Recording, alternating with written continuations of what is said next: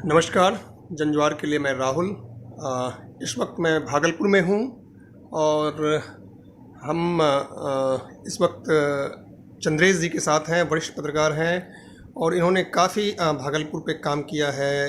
भागलपुर के दंगों पे, यहाँ की जो बुनकरों की समस्या है उस पे इनका लेखन रहा है और उस नुक्कड़ नाटकों से भी जुड़े रहे हैं जागरूकता को लेकर के समाज। तो इनसे हम बात करते हैं भागलपुर की समस्याओं को लेकर के कि भागलपुर किस तरह से बदला जो 89 में जो दंगा हुआ था नवाशी।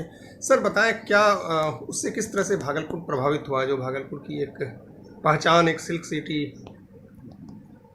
नवासी के दंगे के बाद समझिए भागलपुर का पूरा भूगोल ही बदल गया, एकदम पूरा नक्शा बदल गया भागलपुर का। एक तो जो सदियों पुरानी एक परंपरा भागलपुर की रही है, जो एक सांप्रदायिक सौहार्द का माहौल रहा है, सबसे बड़ा हमला तो उस पर हुआ। भागलपुर के बुनकर पूरे देश में उनकी एक पहचान है। वो जिस तरह का काम करते हैं, जिस तरह की कारीगरी उनके पास है, और उसके साथ जो सबसे बड़ा महत्वपूर्ण पक्ष है उसका कि कभी भागलपुर के बुनकरों ने अपने को हिंदू और मुसलमान के चश्मे से नहीं देखा। तो उनके बीच का जो हिंदू बुनकर हैं, जो मुस्लिम बुनकर हैं, उनके बीच एक तरह से तानी भरने का संबंध रहा है।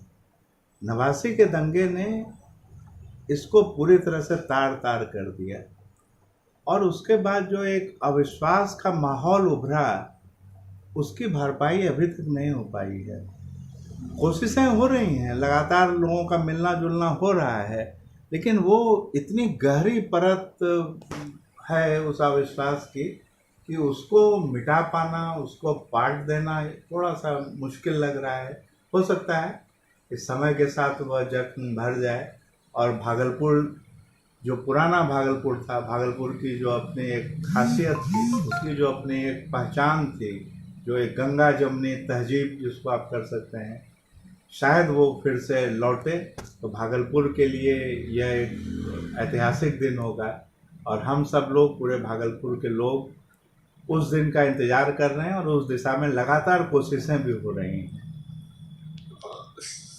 सिल्क इंडस्ट्री को और किन चीज़ों ने नुकसान पहुंचाया? जो भागलपुर का सिल्क है ये पूरी दुनिया में प्रसिद्ध है। ठीक है, जैसा आपने कहा कि भागलपुर सिल्क उद्योग की विश्व स्तर पर अपनी एक पहचान रही है और जो सबसे बड़ी पहचान भागलपुर सिल्क उद्योग की है वह है देसी सिल्क की। जो यहाँ के कारीगर उसको बनाने में दक्ष हैं, तो वो पूरी तरह से शुद्ध सिल्क है। अभी उसके लिए ऑर्गेनिक शब्द का इस्तेमाल हो रहा है। ऑर्गेनिक शब्द के नाम पर उसकी सिल्क की ब्रांडिंग हो रही है, लेकिन भागलपुर में जो सिल्क बनता है, जो सिल्क के कपड़े बनते हैं, वो पूरी तरह से शुद्ध सिल्क है और पूरी दुनिया में उसकी बड़ी मांग है।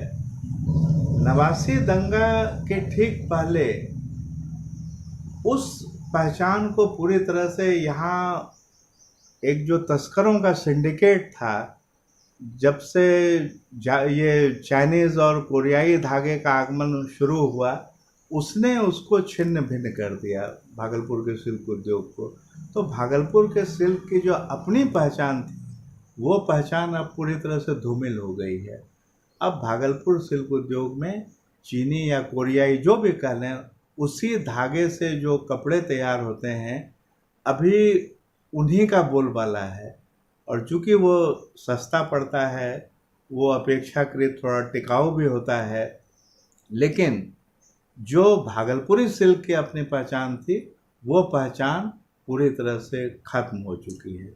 ये गुणात्मक फर्क मतलब आया है। भागलपुर बिहार का दूसरा प्रमुख शहर रहा है और काफ़ी सारे संस्थान यहाँ दशकों पहले से हैं। काफ़ी पहले ज़्यादा वो उन्नत और व्यवस्थित लगता था शहर, लेकिन जो विकास के दौर में ये स्मार्ट सिटी भी घोषित हो चुका है।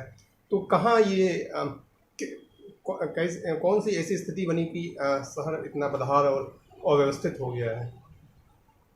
मतलब ये शब्द सुन के ही थोड़ा सा अटपटा लगता है, और एक तरह से एक चिढ़ भी होती है कि भागलपुर को स्मार्ट सिटी के नाम से जाना जाता है।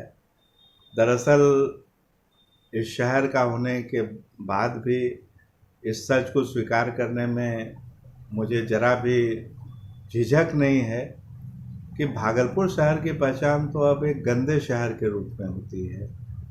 और स्मार्ट सिटी के पहले भागलपुर को सिल्क नगरी के नाम से, सिल्क सिटी के नाम से जाना जाता था। अभी भी सिल्क सिटी के रूप में लोग जानते हैं भागलपुर को।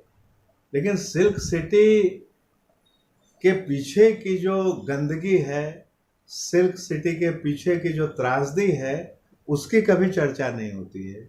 तो वही स्मार्ट सिटी के साथ है। ये कागज़ पर पिछले 4-5 वर्षों से स्मार्ट सिटी का नारा चल रहा है, लेकिन धरातल पर आज भी कुछ नहीं दिख रहा है। बल्कि मेरी जो अपनी समझ है, मेरा जो अपना अनुभव है कि पिछले 40 साल 50 साल पहले भागलपुर ज़्यादा स्मार्ट था।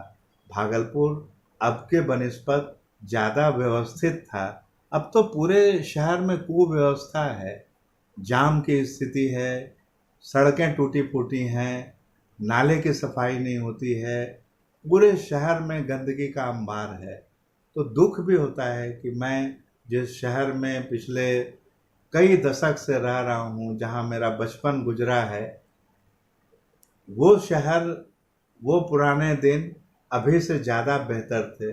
तो मैं उम्मीद करता हूँ कि आने वाले दिनों में शायद कुछ बदलाव आए और तब शायद स्मार्ट सिटी अपने नाम को सार्थक कर पाएगा। जो चुनाव का समय चल रहा है, तो जो वास्तविक मुद्दे हैं, जो सिल्क बुनकरों की समस्या है और जो दंगे के बाद की उत्पन्न परिस्थितियाँ, या जो शहर है, जो बदहाल है, जो काफ़ी सुंदर और व्यवस्थित शहर हुआ करता था, और उन मुद्दों पे क्या बात हो पाती है? जो वास्तविक मुद्दे हैं, या वो कौन से मुद्दे ऐसे हैं जो हावी हो जाते हैं, जो मौलिक चीज़ें हैं वो पीछे छूट जाती हैं?